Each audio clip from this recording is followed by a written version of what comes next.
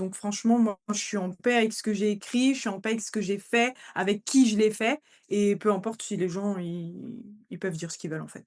Pour moi, c'est pas forcément un oui ou un non, c'est-à-dire que je regrette pas de l'avoir fait parce que je me serais jamais lancée, j'aurais jamais eu de retour de ma communauté, j'aurais jamais vu que j'avais du talent, donc je me serais jamais lancée. Je vous dis, hein, il y a un énorme problème de saturation. Et là, dernièrement, il y a une maison d'édition qui a 13 ans qui ferme le 30 juin parce qu'elle s'en sort plus. Il y a plein de libraires qui ferment, plein de maisons d'édition qui vont fermer parce qu'il y a trop. Il y a un trop plein de tout. J'aimerais vraiment que l'auto-édition ne soit pas une sous-édition. Les réseaux, moi, sur mon compte Instagram, je fais ce que je peux, mais c'est vrai que je suis pas community manager. Publier un livre est le rêve de nombreux auteurs. Mais aujourd'hui, entre l'édition traditionnelle, l'édition hybride, les maisons à compte d'auteur et l'auto-édition, il n'est pas toujours facile de s'y retrouver. Alors comment choisir? Peut-on réellement vivre de sa plume? Et pourquoi tant d'auteurs peinent-ils à se faire connaître? Pour tenter de répondre à ces questions, je suis partie à la rencontre de 5 femmes passionnées par l'écriture, 5 parcours différents, 5 visions de l'édition, mais une même passion. Bienvenue dans les rencontres de Vanessa. Aujourd'hui, je vous emmène découvrir les coulisses du monde de l'édition. Qu'est-ce qu'une maison d'édition traditionnelle? Pour répondre à cette question, j'ai rencontré Astrid Lafleur, la créatrice et la directrice de Rebelle Édition. Tout de suite, on écoute son témoignage. J'ai créé Rebelle donc en 2011 parce que j'avais été très déçue par mon éditeur de l'époque parce que je fais partie de ces gens qui ont été auteurs et qui se sont publiés voilà, par grosse déception. Et c'était un éditeur parisien qui m'avait demandé beaucoup d'argent, qui n'a absolument rien fait, pas de suivi, pas de enfin, il y connaissait rien du tout dans ce qu'il publiait, en fait. On avait donné 4 000 €. Les 4 000 €, j'aurais pu les mettre dans une maison d'édition directement pour créer ma maison d'édition. Et mon père m'a dit: «Bah, allez, on y va». On est associés avec mes parents. Déjà, j'avais envie de ce côté entrepreneuriat quand même. Ça me plaisait beaucoup et donc cumuler l'entrepreneuriat avec les livres. Aujourd'hui, là, vraiment en 2026, une maison d'édition, c'est un partenaire. C'est-à-dire que la maison d'édition ne pourra pas faire de miracle si l'auteur n'est pas présent et alors à l'inverse, l'auteur peut se débrouiller tout seul quand même s'il est capable et s'il a les moyens. Mais si un auteur n'a pas les moyens de payer des couvertures, de payer, enfin de faire des mises en page ou, sans forcément payer, mais aussi avoir les connaissances pour les mises en page, pour, tout ce qui est site internet, réseau et cetera, bon, bah, je pense que la maison d'édition, c'est un partenaire. On offre des choses à l'auteur, mais il faut que l'auteur soit présent quand même, il y a pas le choix. Mais alors pourquoi certains auteurs choisissent-ils malgré tout l'auto-édition? Je vous emmène rencontrer Cyrielle, qui est passée d'une maison d'édition à compte d'auteur à l'auto-édition. Premier livre, je suis passée par une maison d'édition à compte d'auteur, du coup et le deuxième, j'ai choisi de passer par l'auto-édition. Alors c'est une maison d'édition à compte d'auteur. Du coup, j'ai choisi cette maison d'édition. J'ai eu plusieurs retours positifs, mais c'est celle-ci que j'ai choisie parce que, je voulais garder mes droits d'auteur. Les autres maisons d'édition, elles me disaient: «Oui, on peut changer le titre, on peut changer quelques passages du livre et cetera» et comme c'est mon histoire, ma réelle histoire, je voulais pas qu'on puisse changer quelque chose et je voulais que tout m'appartienne. Donc c'est pour ça que j'ai choisi cette maison d'édition. Pourquoi on dit une maison à compte d'auteur? Parce que, tu gardes tes droits d'auteur et tu vas, alors payer plus cher au niveau, bah, de la production pour être publié finalement parce que, bah, ça reste tes droits, et du coup, c'est toi qui finances, bah, plus le projet qu'une maison traditionnelle finalement. Alors, au niveau communication avec eux et cetera, ce sont des personnes gentilles, voilà. Après, c'est vrai qu'au niveau, communication, externe, je trouve qu'il y a pas assez de publicité de fait. J'ai eu une interview, au tout début par un journaliste, local de la région où j'habite. Les salons de livres, bah, j'en ai pas fait, sauf si c'est moi qui vais, démarcher, tu vois? Donc je trouve que vraiment la publicité, la com, c'est pas fou. Est-ce que c'est pour une de ces raisons-là que tu as décidé de t'auto-publier pour ton deuxième ouvrage? Oui, franchement, je me suis dit, «Je vais payer moins cher». Bah, même rien du tout parce que, bah, auto-éditer, voilà, hein, tu rien à payer et tu fais toi-même, ta com. Donc si c'est pas bien fait, bah, tu t'en prends qu'à toi-même. C'est beaucoup plus simple finalement, de faire, tu fais pour toi donc forcément, bah, ça te motive et Parce voilà. que les gens qui s'intéressent à ce documentaire voudraient savoir, est-ce que financièrement, tu te retrouves plus dans l'auto-édition ou dans ta maison d'édition à compte d'auteur? Alors, pour être franche, pour l'instant, la première parce que quand j'ai sorti le deuxième, tout le monde a racheté le premier. Bah, c'est une suite sans être une suite, comme je l'ai expliqué. Tu peux lire le deuxième sans avoir lu le premier, mais c'est vrai que c'est la suite logique de l'histoire et quand je présente le livre comme ça, bah, forcément les gens, ils achètent d'abord le premier. Donc pour le moment, on va dire que l'auto-édition, je m'y suis pas retrouvée, on va dire que c'est pareil finalement, pour le moment. Est-ce que tu as déjà douté en chemin? Oh oui. Ouh là là, oui. Bah, tu doutes, je pense que tu doutes, tout le temps, finalement. Tu as toujours des doutes qui viennent, à des moments de ta vie, il suffit que tu sois un peu plus, voilà, stressé ou que tu te poses des questions. Bah, forcément, il y a le doute qui s'installe, mais le principal, c'est de pas rester dans ce doute et de rebondir et de continuer d'avancer, finalement. Et est-ce que, parce que toi, tu as vraiment les 2 voies, donc la voie, d'édition, mais pas traditionnelle à compte d'auteur et la voie auto-édition et on sait que ces 2 voies-là n'ont pas vraiment bonne réputation. Au fond de toi, est-ce que tu as, toi, mal vécu quand même ce genre de publication dans les 2 cas pour toi? Ou est-ce que toi, beh, finalement, t'auto-publier ou passer par une maison à compte d'auteur, tu as rien à faire de ce que les gens peuvent penser, étant donné que tu es en paix avec toi-même et que tu as confiance en toi et en ton histoire? Ah oui, moi, j'en ai rien à faire de ce que les gens vont penser, de ce qu'ils vont dire, enfin, elle est passée par ci, par ça, enfin, moi, le principal, c'est que je voulais que mon livre sorte et que certaines personnes puissent le découvrir et le lire. Donc franchement, moi, je suis en paix avec ce que j'ai écrit, je suis en paix avec ce que j'ai fait, avec qui je l'ai fait et peu importe si les gens, ils Le témoignage suivant est celui de Lauriane, publié par une maison d'édition hybride et aujourd'hui publié par une maison d'édition traditionnelle. Elle nous montre qu'il n'y a pas qu'une seule façon de devenir auteur. Maison hybride, en fait, à la base, ça va se présenter un peu comme une maison à compte d'éditeur. Donc, on va te dire, voilà, on prend en charge les frais de couverture, les frais de correction, etc. Sauf que tu vas devoir payer des exemplaires. Donc, par exemple, moi, à l'époque, j'ai dû acheter 65 exemplaires. On te fait un petit pourcentage. Par exemple, j'avais 25%, je crois. Et tu dois acheter un nombre d'exemplaires que tu seras obligé de vendre si tu veux rentrer dans tes frais à un moment donné. Mais du coup, en gros, ils ne misent pas uniquement sur toi et ils essayent un peu de t'investir dans la communication, on va dire. Et tu en as pensé quoi? Au début, ce modèle te plaisait, te paraissait sérieux? Alors, au début, ce modèle me paraissait bien, me paraissait sérieux. J'avais quand même quelques doutes, mais j'étais sûre que j'allais vendre parce que je connaissais ma motivation. Je pense que depuis le temps, tu connais ma motivation. Donc, je savais que j'allais les vendre. Je les ai même vendus très rapidement. J'en ai même recommandé. Du coup, ce modèle, au début, m'a vraiment plu parce que bah, j'arrivais en plus à négocier avec eux, donc à avoir de plus grosses remises avec le temps. Donc, en vrai, ça se passait plutôt bien. Mais avec le temps, je me suis surtout rendu compte que niveau communication, en fait, j'étais solo. Vraiment, j'étais toute seule, il y avait personne et donc c'est là où je me suis dit: «Bah, en fait, la différence entre de l'auto-édition et une maison hybride, bah, je l'ai pas, en fait». J'ai pas de différence si ce n'est que je gagne moins en étant en maison qu'en étant, en auto-édition. Donc c'est là où j'ai commencé à me poser des questions.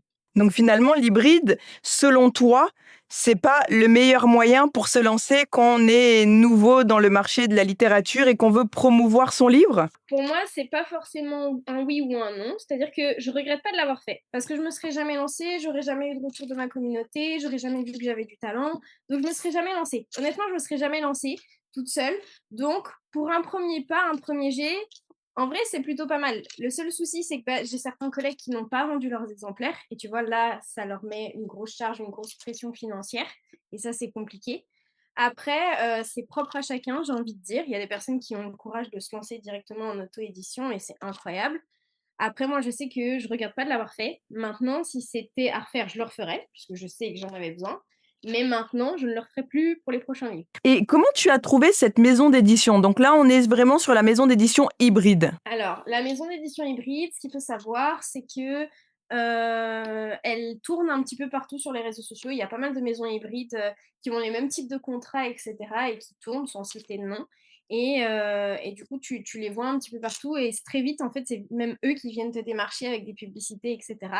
Et donc, du coup, tu postules et très, très vite, tu as une réponse dans les 3 semaines, à peu près, ce qui est très rapide. Normalement, pour une maison d'édition classique, il faut compter entre 3 et 6 mois minimum. L'attente peut même être très longue et du coup, tu as tendance à vite signer parce que tu es toute contente, toute heureuse. Puis après, c'est là où tu reçois le contrat et tu lis les petites clauses et puis tu te dis: «Ah oui, d'accord». Donc ils sont très visibles pour le coup. Ils font pas de communication tant que ça pour leurs auteurs, mais par contre, ils sont très visibles niveau communication comme maison d'édition.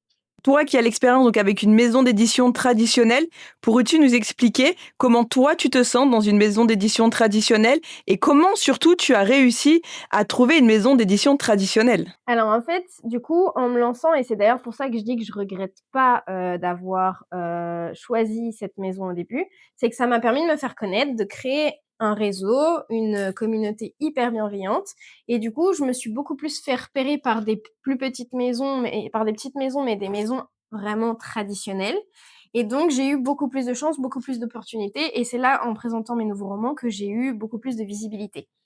Donc et le deuxième point aussi, ce serait que j'avais plusieurs romans. J'avais envoyé 2 romans à cette maison-là et donc cette maison-là, privilégiait les auteurs qui, n'avaient pas qu'un seul roman. Puisque tu as beaucoup d'auteurs qui parfois font un roman et s'arrêtent là et là, pour le coup, eux, ils veulent vraiment des auteurs qui vont s'investir, chaque année et ressortir un roman régulièrement et cetera. Donc là, pour cette maison d'édition-là, qui est une maison donc d'édition traditionnelle, ça veut dire que tu n'as pas déboursé d'argent, tu n'as pas dû acheter tes exemplaires. Non, du tout. Moi, je l'ai fait parce que du coup, en fait, je suis restée dans cette optique de, je veux gagner un petit peu plus pour pouvoir, travailler moins de l'autre côté et m'investir plus dans mon côté roman. Donc c'est un peu la businessman en moi, la businesswoman qui parle. Mais normalement, non. Je n'avais pas acheté de roman, je n'avais rien à faire, mais j'ai négocié l'achat d'exemplaires pour pouvoir avoir un rendement plus conséquent puisque quand tu es en maison traditionnelle comme en maison hybride, tu as que 10 et donc, c'est pas avec 10% d'un livre qui est à 19,90, tu vas avoir 1,90 €. C'est pas avec ça que tu vas nourrir ta famille ou payer ton loyer. Mais être publié ne signifie pas forcément vivre de sa plume. Vous allez comprendre le témoignage et le parcours de Mel, une autrice publiée chez Rebelle Édition, une maison d'édition traditionnelle. Elle a publié plusieurs ouvrages et pourtant, elle travaille à côté. Après que du coup, alors c'est une chance et moi-même quand mon tout premier roman, donc courant 2019, a été accepté par la maison d'édition, donc Rebelle Édition. Bon bah voilà, je te cache pas, j'ai sauté au plafond. Enfin voilà, j'étais super heureuse. Mais voilà, je me faisais pas trop non plus, je savais pas trop à quoi m'attendre en fait. Donc après depuis, donc j'ai publié 2 autres romans toujours avec la même maison d'édition. C'est vrai que voilà, ça reste voilà, je fais des ventes, mais c'est compliqué quand même de faire beaucoup de ventes parce qu'il faut sortir un petit peu entre guillemets du lot et c'est là où on est un petit peu effectivement noyé un peu dans la masse, si je peux dire ça comme ça, parce que ben il faut que les gens nous connaissent, mais comment se faire connaître en fait. Donc et pour se faire connaître, voilà, c'est pas évident à l'heure actuelle. Il y a quand même beaucoup de livres et effectivement, j'aimerais en vivre, mais non, c'est absolument pas possible en l'état actuel. Ouais. Et comment tu pourrais expliquer ça alors que tu n'arrives pas à en vivre? Donc tu nous as donné un petit peu ton point de vue parce qu'il faudrait se faire connaître. Mais du coup, tu as quand même écrit 3 romans qui ont été publiés par une maison traditionnelle. Pourquoi il y a cet aspect-là qui est si dur de se faire connaître justement? Alors, c'est une grande question parce que c'est vrai que des fois, je me demande effectivement ce que je pourrais faire. Et ma maison d'édition aussi fait beaucoup de choses. Mais c'est vrai que déjà, on va pas se mentir, il y a beaucoup de maisons d'édition. Il y a l'auto-édition, il y a non, alors c'est très bien que les gens, moi la première qui suis littéraire, je trouve ça vraiment, j'ai l'amour des mots, donc je trouve ça super que les gens puissent publier une histoire, ça c'est et que des gens la lisent. Mais effectivement après, comment se faire connaître? À l'heure actuelle, c'est les réseaux. Les réseaux, moi, sur mon compte Instagram, je fais ce que je peux, mais c'est vrai que je suis pas community manager. Et puis avoir des followers, enfin tout ce concept qui est un petit peu en dehors de ce qu'on fait à la base, c'est-à-dire l'écriture, c'est compliqué. Moi, j'ai peut-être pas les codes, ou je sais pas, mais j'arrive pas particulièrement à avoir de followers sur mon compte Instagram, donc j'arrive pas à me faire connaître sur les réseaux. moi, je fais beaucoup au niveau local. Et là, je trouve il y a vraiment un contact humain, des retours avec les gens. Et ça, ça, j'adore. Donc, je me dis à mon niveau à moi, je vais au niveau déjà local. Et après, sait-on jamais, si ça s'étend, ça serait chouette, quoi. Comment toi tu arrives à garder cette passion pour l'écriture, étant donné qu'aujourd'hui tu n'en vis pas? On a bien compris que tu vends des livres, mais que tu n'arrives pas, c'est pas ton métier, principal. Donc comment cette Ouais. passion continue de se nourrir en toi? Je pense que alors ça fait un peu cliché, mais j'ai toujours aimé écrire. C'est-à-dire que gamine, je remplissais mes journaux secrets. Enfin, j'étais beaucoup dans le fait d'écrire. Vraiment, ça m'a toujours fait du bien d'extérioriser des choses, voilà. Mais c'est vrai que, des fois, je pense que moi, ça m'arrive, hein, d'ailleurs, j'ai des petits coups de mou, hein. Je me dis: «Ça sert à rien, enfin, les gens me connaissent pas, comment sortir la tête de l'eau? Comment avoir des followers sur Instagram? Comment faire découvrir mes livres que j'aime vraiment?»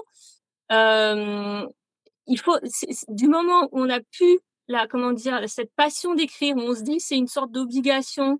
Je fais ça parce que voilà, bah, bon allez, faut que je sorte un truc». C'est pas la peine, en fait. Si la passion n'est mais comme plein de choses, si la passion n'est plus là, là, ouais, faut peut-être, revoir les choses différemment, mais faut avoir toujours ce goût d'écrire, en fait, c'est super important, hein. L'auto-édition est une vraie liberté et pas seulement un choix par défaut. Non, les auteurs, autrices auto-édités ne s'éditent pas seulement parce qu'ils ont été refoulés par des maisons d'édition traditionnelles. Beaucoup font le choix de s'auto-publier pour être libres de leurs textes. Pour répondre mieux à cette question sur l'auto-édition, nous écoutons tout de suite le témoignage de Julie, autrice auto-éditée depuis 4 ans. Vanessa, un plaisir toujours d'être là. Du coup, l'auto-édition pour moi, c'est un choix de liberté. Depuis le tout début où j'ai écrit et que j'ai commencé à avoir eu l'idée de me publier, tout simplement parce que je voulais garder, la main sur ce que je voulais faire, la main sur l'ouvrage, vraiment. Que ce soit de l'écriture, jusqu'à la publication. En étant quand même entourée, parce qu'il faut être entouré pour ce genre de choses, mais je voulais, garder mes droits, pour, avoir la totale liberté sur ce que je voulais et entreprendre sur ces projets-là. Admettons demain s'il y avait une maison d'édition qui te repère via tes ouvrages qui sont sur Amazon et du coup à tes réseaux sociaux aussi, qui te propose un contrat d'édition avec une maison traditionnelle. Est-ce que tu serais complètement fermée ou tu serais prête à la discussion quand même? Après, je serais prête à la discussion. Après, il faut voir, quel type de maison d'édition, pourquoi, et savoir quel type de contrat aussi. Ça, il faut être regardant et voir aussi où c'est que ça peut mener sur du moyen ou du long terme aussi. Je suis pas du tout fermée, de devenir une autrice hybride, c'est pas forcément, je suis pas contre. Après l'auto-édition, par contre, pour moi, restera la principale, enfin, le principal choix de publication, en tout cas. Alors ça fait 4 ans que je suis dans l'auto-édition, donc c'est vrai qu'on est dans le métier, on va dire, dans la passion, on est toujours, sans cesse en train de douter et toujours ce manque de légitimité. En fait, le coup de gueule, c'était vraiment, un message à faire passer, et je voulais savoir si j'étais seule aussi à le ressentir. C'est que, des fois, nous, auteurs, on a plusieurs casquettes. C'est, une passion, mais on a, différentes tâches à faire pour que le livre soit publié et derrière tout ça, en fait, on a quand même une angoisse qui se crée parce que, on manque toujours à l'heure actuelle, même si l'auto-édition, on en parle depuis à peu près une dizaine d'années, on manque toujours de, voilà, on est toujours, on va dire, à part des autres. On n'est pas, on est toujours, en fait, comme je disais, dans une sorte, en fait, parce qu'on certains, enfin la grande majorité, on est, édité, auto-édité sur Amazon et c'est vrai que je parle souvent de, quand il y a des polémiques, quand il y a des choses qui ne correspondent pas, du coup, à des lecteurs, et que, du coup, on s'arrache un petit peu ce côté polémique un peu partout.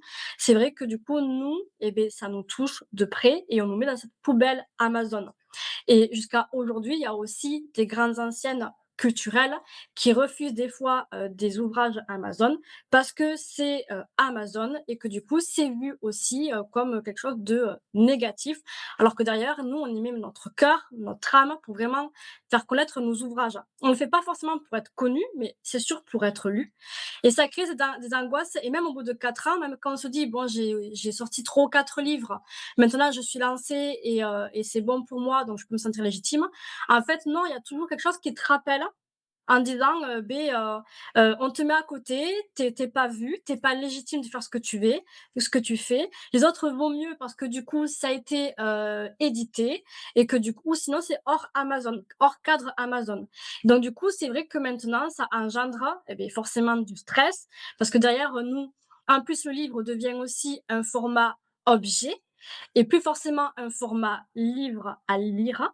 Donc on est aussi angoissé et on est aussi, on va dire, pas en concurrence, mais presque avec les maisons d'édition qui créent des formats très, très beaux. Un livre objet avec jaspage, avec, des filigranes argentés, or, tout ce que tu veux et nous derrière, il faut que même si pour nous c'est beau de voir notre livre quand même naître comme ça, c'est vrai que ça nous rajoute aussi une pression. Donc en fait, tout ça nous met, en fait, en difficulté, je trouve et même si on se sent quand même dans notre plaisir de créer, voilà, on se sent de moins en moins à notre place, en fait, en gros et c'est très stressant et angoissant pour nous. Tout le monde en fait beaucoup, aussi bien les maisons traditionnelles, comme tu viens de le dire, par rapport à la création du livre, les pages dorées, etc. Est-ce qu'aussi le fait de revenir peut-être à une simplicité, un livre, des pages, rendrait pas la chose aussi plus attirante pour les lecteurs? Mais j'y pense à ça, je pense que là, on est vraiment dans un buzz du format livre papier où il y a un buzz toujours autour d'une sortie et ça dure un buzz d'une sortie, ça va durer 6 mois. Au bout de 6 mois, le buzz est passé, il faut passer à autre chose. C'est pour ça qu'il y a des auteurs aussi auto-édités qui sortent 2 à 3 romans par an. C'est toujours pour rester dans cette, sorte, en fait, de cycle. Voilà. Mais je pense qu'avec les années, on va revenir au format papier très simple. Mais en fait, il faut laisser cette vibe passer et il faut dire que cette vibe aussi, elle a pris de l'ampleur grâce aussi, on peut dire à cause et grâce des réseaux sociaux. Maintenant, TikTok, tu comptes 7 milliards de vidéos en lien avec BookTok et autant sur Bookstagram, par exemple. Donc, heureusement qu'ils sont là parce que nous, ça nous crée de la visibilité, du coup, on est un peu plus vu que la normale parce que sans réseau social, eh beh, forcément, on resterait vraiment à notre niveau, autour des proches, au niveau local et tout, donc ça nous aide. Mais en contrepartie, en fait, ça prend énormément de place et ça peut nous créer du coup du stress, voilà et du désavantage en quelque sorte.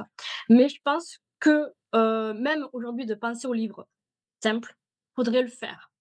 Mais c'est vrai que nous, quand on voit tout ce qui se passe, on se dit: «Ouais, on est auteur, on aimerait trop voir nos personnages en mouvement, illustration, j'espace et tout ça», donc on le fait pour nous, mais on le fait aussi pour les autres et ça nous fait plaisir et on suit aussi les tendances aussi, parce qu'on est là-dedans aussi en même temps. Avant de terminer ce reportage, il nous reste une dizaine de minutes et j'ai choisi de les consacrer à Astrid Lafleur, fondatrice et directrice de Rebelle Édition. Dans cette dernière partie, Astrid se livre avec beaucoup de sincérité. Elle revient sur la création de sa maison d'édition. Elle nous explique pourquoi elle a choisi le nom de Rebelle Édition, partage sa vision du monde du livre et donne également de précieux conseils aux auteurs qui souhaitent envoyer leurs manuscrits à des maisons d'édition traditionnelles. Si un jour vous rêvez de publier un livre, je vous invite à rester avec nous jusqu'à la fin. Comment votre métier d'éditrice a-t-il évolué avec l'essor de l'auto-édition? Bon, bah, c'est de plus en plus compliqué, hein. C'est de plus en plus compliqué parce qu'effectivement, tous les auteurs en auto-édition, c'est plein de petites entreprises qui se créent et ça fait une concurrence, énorme, en fait, qui, ça sature énormément le marché depuis quelques années. Vous vous voyez en concurrence avec l'auto-édition ou pas du tout? Non, non, je suis pas en concurrence avec les auto-édités, on est juste tous concurrents, en fait.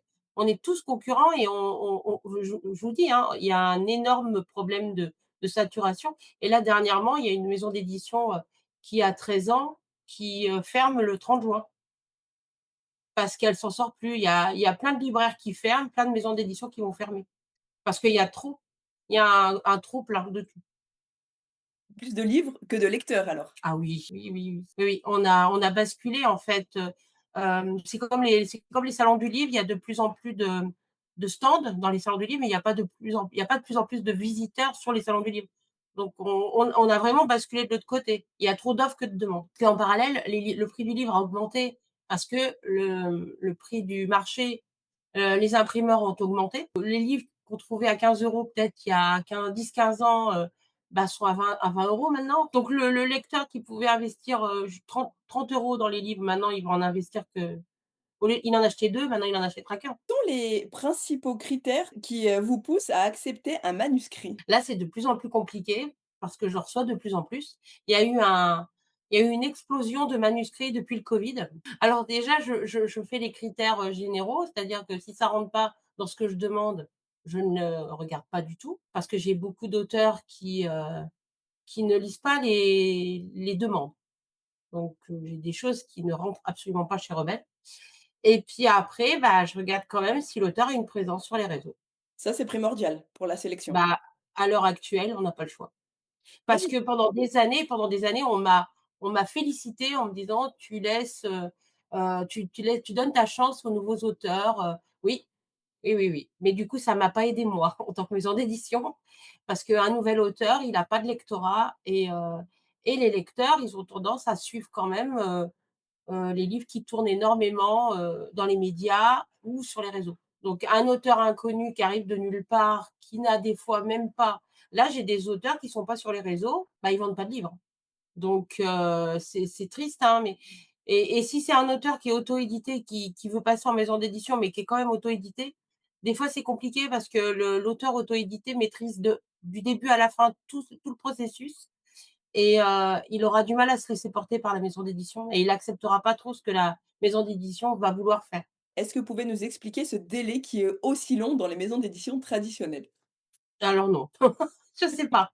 Je ne sais pas. Alors peut-être que c'est le trop plein de livres. Ça dépend peut-être aussi du nombre de livres reçus. Là, par exemple, depuis le début de l'année, je dois être à 600-700 livres minimum reçus. C'est un sacré chiffre, hein? Oh oui, c'est beaucoup trop. Les auteurs veulent des réponses personnelles. Donc je ne peux pas répondre de manière personnelle, sachant que de toute façon, c'est très subjectif. Un auteur qui fait trop d'erreurs, je vois même pas l'intérêt de répondre, ça serait pas gentil.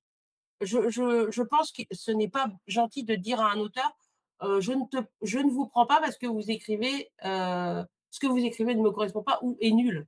Bah non, non, on dit pas ça, c'est très subjectif. Moi, ce que je vais trouver, pas terrible sera peut-être bien, pour un autre éditeur. Donc ça, de ce côté-là, je veux pas répondre et si c'est pour répondre répondre une réponse bateau, genre, «Merci de nous avoir envoyé votre manuscrit, notre planning est complet» ou «Nous n'avons pas ressenti, nous n'avons pas eu de coup de cœur». Mais non, non, bah non, c'est trop bateau, c'est puis c'est pas ça, hein, les livres qui vont pas être pris, ça va être du hors sujet, ça va être des auteurs qui vont pas correspondre à la maison d'édition, ça va être des histoires enfin, on sait même pas trop ce que ça veut dire en fait, il y a des histoires, on sait pas où a voulu aller l'auteur, on sait pas du tout. Hem et donc bah non, enfin, je vois pas l'intérêt de leur dire. Est-ce que les fautes d'orthographe pour vous, c'est, Ah, c'est rédhibitoire. Il y a faute et faute, hein, après, mais il faut un minimum, ouais, un minimum de correction et faut que ça soit bien écrit quand même. Il y a des auteurs, niveau mise en page, c'est pas ça non plus. Faut faire simple au niveau de la mise en page. Il faut un minimum de savoir que faut savoir que c'est justifié, faut savoir, quel tiret utiliser pour les dialogues. J'en ai certains qui m'envoient des textes au format A5. Faut faire vraiment, format A4, Times New Roman, taille 12, justifié, simple. Par contre, il y a les puces automatiques. Donc quand on va à la ligne, qu'on fait un dialogue et qu'on retourne à la ligne, il les transforme en puces mmh et ça, c'est à bannir. Les puces sont à bannir des textes. Faut décocher la case avant d'écrire son livre. c'est intéressant. Mais ça, c'est pas quelque chose de rédhibitoire non plus ou si quand même? C'est pas rédhibitoire, mais le problème, c'est que c'est un boulot monstrueux après, parce qu'il faut tout refaire un par un. Ah Il oui. y a pas moyen d'annuler pour remettre automatiquement. Quel regard portez-vous sur l'auto-édition? On en a un peu parlé tout à l'heure, mais votre regard à vous, en tant qu'éditrice et en tant que, que lectrice aussi? Au niveau de la mise en page, je vois énormément d'erreurs de mise en page, ou parfois même des petites maisons d'édition, donc ça me donne chaud quand même. Je me dis: «Ouh!» Rien que ça, j'aimerais les aider, en fait. J'aimerais leur dire: «Oh là là, il y a plein de problèmes, faudrait pas faire ça, faudrait faire comme ça, faudrait» donc mais je pense que les lecteurs connaissent pas ce problème de mise en page, donc ça les dérange pas, et je crois que dans les auto-édités, après je dis pas, hein, moi, en tant que maison d'édition, j'ai eu une période très, très compliquée au niveau privé, qui a fait que j'ai été un petit peu là j'ai repris, je suis à fond derrière mes auteurs, mais j'ai eu un passage à vide pendant des années où j'ai pas pu m'occuper d'eux, donc c'était pas forcément mieux que chez d'autres. Mais c'est vrai que des fois le suivi est pas là. Donc les auto-édités ont peut-être ce problème ils sont pas suivis peut-être par les bonnes, pas tous, hein. Je fais pas une généralité, mais il y a certains qui doivent pas être suivis par des personnes qui s'y connaissent, et donc ça se voit dans les textes. Mais bon, j'ai eu le problème aussi de mon côté, donc je ne critiquerai pas, je sais ce que c'est. En tout cas, ce qui est intéressant dans votre témoignage, c'est qu'on ressent pas du tout de l'énervement, vis-à-vis des auteurs auto-édités. Alors certes, on ressent bien qu'il y a quand même une concurrence, mais aussi bien avec les maisons d'édition finalement, et je trouve ça intéressant en tant que, que maison d'édition traditionnelle, vous avez pas ce regard, très méchant et très cataloguant envers les auteurs auto-édités. Non, moi j'ai pas de problème. Vraiment, non, je vous dis, il y a juste un trop plein de tout, en fait. C'est pas un trop plein de maisons d'auto-éditer, c'est un trop plein de tout, et on est trop nombreux, donc si les lecteurs avaient grossi en même temps, il y aurait pas de problème, mais les lecteurs, et bah, alors il y en a plein qui disent: «Les gens lisent moins». Non, c'est pas que les gens lisent moins, c'est qu'il y a trop d comme je disais tout à l'heure, il y a trop d'offres. Si un auteur débutant hésite entre l'auto-édition et l'édition traditionnelle, quels critères devrait-il prendre en compte avant d'oser se lancer ou avant de se lancer tout simplement? Quand on a de l'argent, on peut se mettre en auto-édition. Si en plus on est un peu autodidacte, on peut apprendre à faire, des mises en page, les livres en numérique, le on peut se débrouiller, si on s'intéresse à tout ça. Si on n'a pas d'argent, il faut aller en maison d'édition. Il y a pas le choix. Ou alors il y a Amazon aussi, parce qu'Amazon, c'est gratuit. Oui, après, je pense qu'un auteur auto-édité, il faut quand même qu'il investisse dans les bêta-lecteurs, dans les corrections, dans pas mal de choses. Donc, il faut quand même, je pense, une petite enveloppe pour Mmh. pouvoir publier. Parce que quand on publie sur Amazon, Amazon ne va pas corriger les fautes, on est d'accord? Non, non, mais il y a des auto-édités qui ne corrigent pas et qui mettent leurs livres comme ça. C'est que les loupés peuvent faire du mal à tous les auto-édités. Par exemple, quelques auto-édités vont faire n'importe quoi, ça va impacter tous les auto-édités. Quelques maisons d'édition vont faire des loupés, ça va impacter toutes les maisons d'édition. Bah, quand on crée une entreprise, il faut trouver un nom, et ça a l'air plus facile qu'on croit, en fait. Et c'est pas facile du tout, hein. Et à l'époque, je faisais des brainstorming avec mes auteurs du début, et j'ai un auteur qui m'avait dit: «Bah, tu qu'à appeler ta maison d'édition La Fleur Édition», comme mon nom. Et je lui avais dit: «Et puis c'est un peu prétentieux quand même, de l'appeler comme moi», alors qu'il y en a plein, hein, Albin Michel, Michel Lafon, tout ça, c'était leur nom aux créateurs, hein. Mais je me voyais pas appeler ma maison d'édition comme moi. Et tout d'un coup, je me suis dit, après avoir essayé plein de noms différents que je trouvais nuls, tout d'un coup, j'ai dit: «Mais ma chienne était morte, l'année d'avant».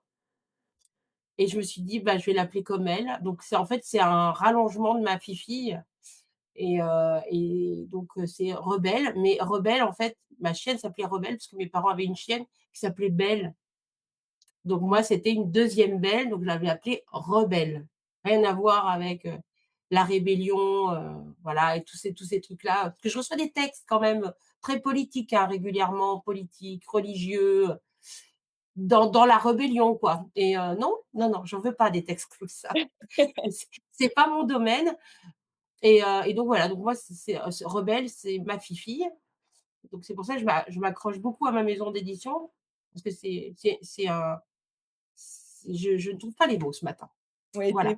finalement, en fait, vous rendez hommage à votre chienne. Ouais, C'est ouais, beau, donc je me raccroche encore à elle à travers ma maison d'édition. c'est beau, c'est magnifique. Et ben, merci beaucoup Astrid Lafleur, sincèrement. Merci. Je vous souhaite une belle journée et une très belle continuation, et en espérant que tous vos auteurs, réussissent à briller sincèrement, et que votre maison d'édition également aussi. Bah, merci beaucoup. Merci. Merci à vous, à bientôt. Finalement, ce reportage ne m'a pas seulement montré comment publier un livre. Il m'a surtout rappelé que derrière chaque ouvrage, il se cache une personne, un parcours. Alors n'hésitez pas à sortir de votre zone de confort, à découvrir de nouveaux auteurs, de nouvelles maisons d'édition. Et surtout, n'ayez pas peur de lire des livres de personnes auto-publiées. Ces livres-là pourraient vous surprendre. Et n'oubliez pas que beaucoup d'auteurs connus aujourd'hui ont fait le choix, dans leur début, de s'auto-éditer. Que ça soit les maisons traditionnelles, l'hybride, compte d'auteur, l'auto-édition, je pense que si l'auteur écrit avec passion, vous lecteurs, vous tomberez automatiquement sur le charme de cette lecture. J'espère que ce reportage vous a plu. Nous sommes allés dans les coulisses de l'édition. Je suis moi-même autrice et je suis moi-même passée par une maison d'édition à compte d'auteur. Je manque cruellement de visibilité.